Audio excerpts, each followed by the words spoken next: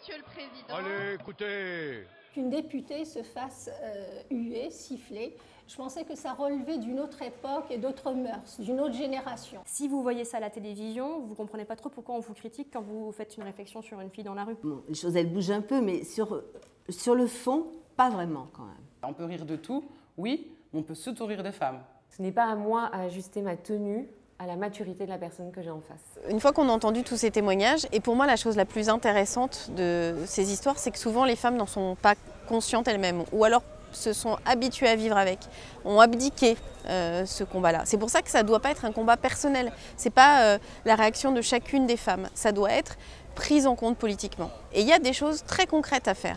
Parmi celles-ci, l'idée d'un permis égalité, c'est-à-dire d'apprendre dès le plus jeune âge l'égalité entre les filles et les garçons, et puis de délivrer un permis comme on délivre le brevet de sécurité routière ou le permis piéton, c'est-à-dire qu'on sait comment et quel bon réflexe avoir sur l'égalité femmes-hommes. Ensuite, de faire en sorte que le congé parental soit mieux rémunéré et soit obligatoire pour les hommes et pour les femmes, c'est-à-dire que ce partage se fasse dès la naissance. Il y a un élément décisif, on en parle beaucoup, c'est la place des femmes dans l'espace public. Le harcèlement de rue, les comportements sexistes, le harcèlement sexuel, il faut y mettre fin et pour ça il faut mettre en place un grand plan d'action sous l'égide du ministère des Droits des Femmes pour toutes les collectivités locales pour qu'elles mettent en œuvre des dispositions qu'on connaît, qui fonctionnent. Sur la question de l'accès aux droits, on parle souvent de la nécessité pour les femmes de porter plainte, d'être courageuses, mais on ne dit pas à quel point parfois c'est difficile personnellement, c'est aussi difficile techniquement et donc il y a besoin d'être accompagné et de pouvoir l'être par un avocat, par une avocate et de pouvoir financer cette aide comme l'aide juridictionnelle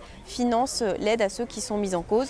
Alors on peut passer, et moi je suis favorable en tant que parlementaire, je l'ai toujours défendu à ce que ce soit obligatoire, pris sur le temps professionnel, le brevet de secouriste, c'est-à-dire qu'on a cette formation au premier secours. On est dans un monde compliqué. Il y a des gestes qui peuvent sauver des vies et donc je crois qu'il faut qu'on puisse compléter cette formation d'un petit volet sur faire face aux violences conjugales, aux violences sexistes, aux violences sexuelles. Parce que parfois, les gens ne savent pas comment réagir quand ils sont alertés de quelque chose dans leur entourage ou quelque chose dans la rue. Ça sauvera des vies et ça aidera chacun et chacune à avoir les moyens et la capacité de réagir face à des situations où on est parfois, il faut le reconnaître, un peu désarmé.